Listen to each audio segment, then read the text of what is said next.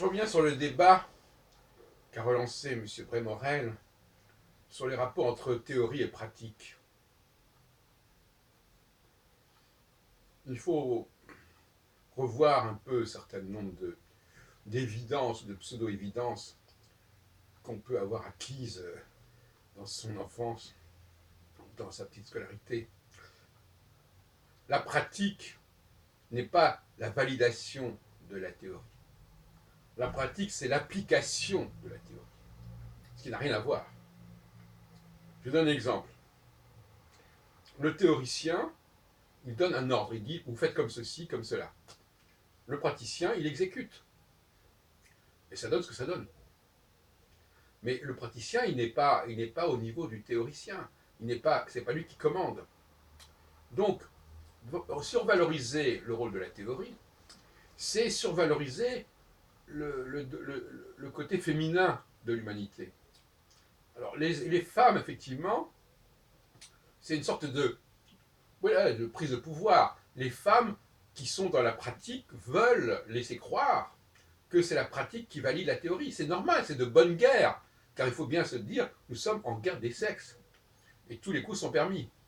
Donc c'est de bonne guerre de laisser croire cela. En réalité, il n'en est pas du tout ainsi. Toute personne d'ailleurs qui fait des recherches sait très bien que, quelle que soit la théorie, on peut trouver des éléments d'application. On peut trouver des corrélations. On peut trouver des confirmations. C'est une évidence. Et c'est malheureux, parce que ça veut dire que finalement, toute confirmation, c'est pas parce qu'on aura confirmé une théorie quelle qu'elle soit qu'on l'aura validée. De la même façon que c'est pas parce que un mets a du goût qu'il est bon. Hein. Il peut être bon parce qu'on a rajouté un peu de sauce ou un peu de sucre ou un peu de je sais pas quoi. Et comme ça, tout est comme ça. C'est pas parce que on a un tel résultat que ça veut dire que ça fonctionne véritablement. Il faut arrêter ce genre de raisonnement. Hein. C'est une plaisanterie. La dialectique, c'est pas entre la théorie et la pratique. Cela dit, c'est vrai, la théorie et la pratique, c'est bien le rapport entre le masculin et le féminin, celui qui commande et celui qui exécute. Ça, c'est entendu. Mais finalement, toute personne qui théorise ne se fait aucune illusion sur les possibilités de valider, soi-disant, ce qu'il dit. Le réel peut être lu de 36 façons différentes. Moi-même, je dois l'avouer, j'ai passé ma vie à théoriser au niveau astrologique notamment, et j'ai passé ma vie à trouver des confirmations de telle ou telle théorie. Vous changez de théorie, d'ailleurs c'est ce que disait Brémorel dans son interview. Il disait, de toute façon, même avec des données fausses de naissance, on arrive à fonctionner. Bien entendu. Les données fausses, c'est quoi les données fausses? C'est la théorie. Même si une théorie est fausse, elle fonctionne.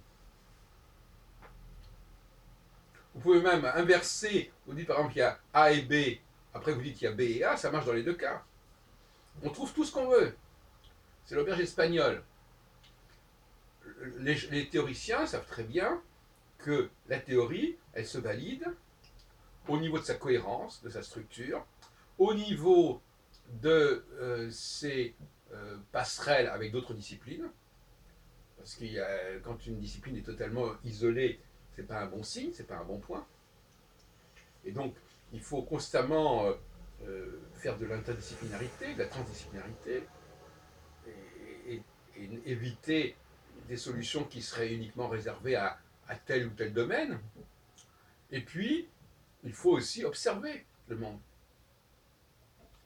Et là, c'est ce que j'appelle le visuel. Il ne faut pas être dans le déni de ce qu'on voit. Alors, c'est compliqué parce que observer le monde sans avoir une grille de lecture, encore faut-il y arriver. Hein. Il y a des choses qui sont là, il y a des faits bruts. Bon, des faits bruts, si on a un esprit si on a fait preuve d'assez de bonne foi, on voit bien qu'il y a des choses qui sont évidentes. Et souvent, nos théories contribue à nier l'évidence. Ça, c'est la grande tentation. On élabore un modèle qui va nier l'évidence, ou qui va nous faire refouler l'évidence, ou qui va nous faire oublier l'évidence. Et après, on se retrouve avec des faits inexplicables. Alors, c'est ça la grande question, en fin de compte. Une théorie qui est validée, mais il y a des faits majeurs qui ne sont pas expliqués.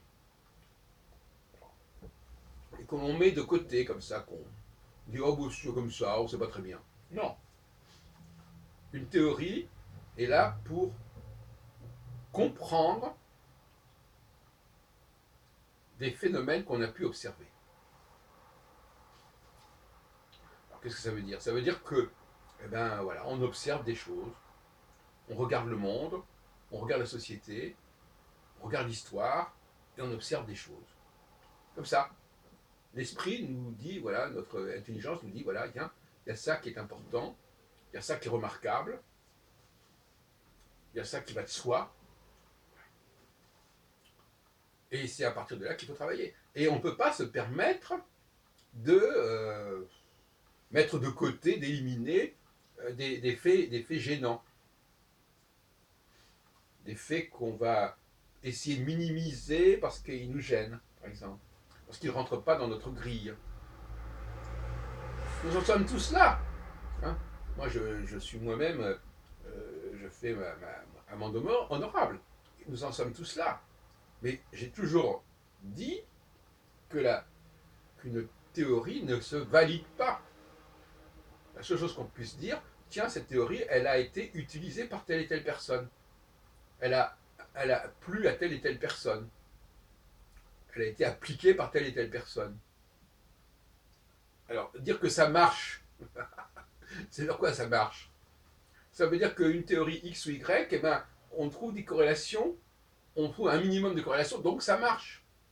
Faut être sérieux. Ça ne suffit pas pour valider une théorie qu'il y ait des choses qui marchent. Il y a surtout des choses qui ne marchent pas. Justement.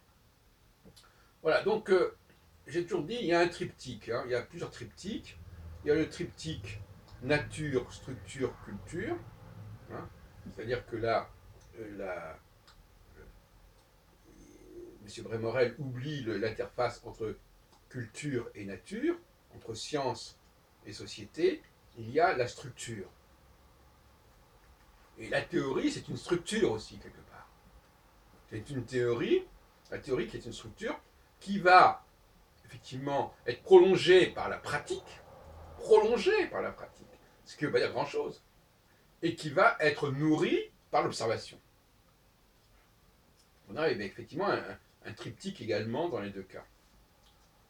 Donc, en ce sens-là, la théorie, c'est une façon de structurer le monde que nous observons, et elle débouche effectivement sur des applications diverses et variées qui n'ont qu'une valeur très relative.